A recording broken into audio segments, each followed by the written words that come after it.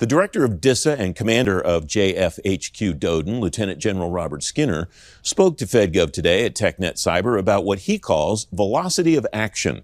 He applies that term to everything his agencies do, including cyber defense. Steve Jacyna is director at Carahsoft. He says two themes at this conference stand out to him. One is critical infrastructure protection, so protecting our critical infrastructure against, nation-state actors, specifically, the emergence of Vault Typhoon. The second one is the adoption of zero trust platforms and the ever-expanding sort of verticals of identity, right, and identity access management. I also see the evolution sort of ransomware and malware that's sort of being sort of jump-started by AI, right? And these AI attacks are becoming harder to sort of manage, especially around phishing. Some of these things look very, very real.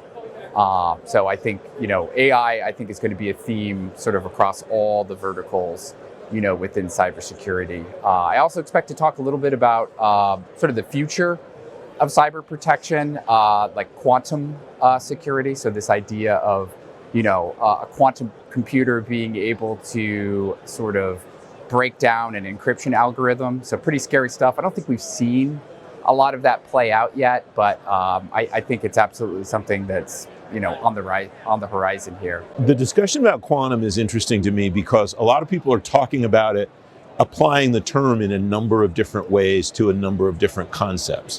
What does quantum mean in the security realm? Yeah, it means using very high-powered computers to break down sophisticated encryption algorithms, right? Like cracking these algorithms much faster than any other bad actor or hacker could. In some cases, they can do it in minutes or hours, which is very, very scary. And the challenge, I suppose, is, as with artificial intelligence, we have these tools in order to be able to defend. They have them in order to be able to attack. And so that tension, I imagine, just continues to escalate. Is that fair to say? Absolutely. I look at it too, if you go back to AI, there's AI for good and AI for bad. We talked about some of the ways it's being used for bad, but it can also be used for good, especially around cyber resiliency, incident response. How do you respond quicker and faster to an attack or a breach?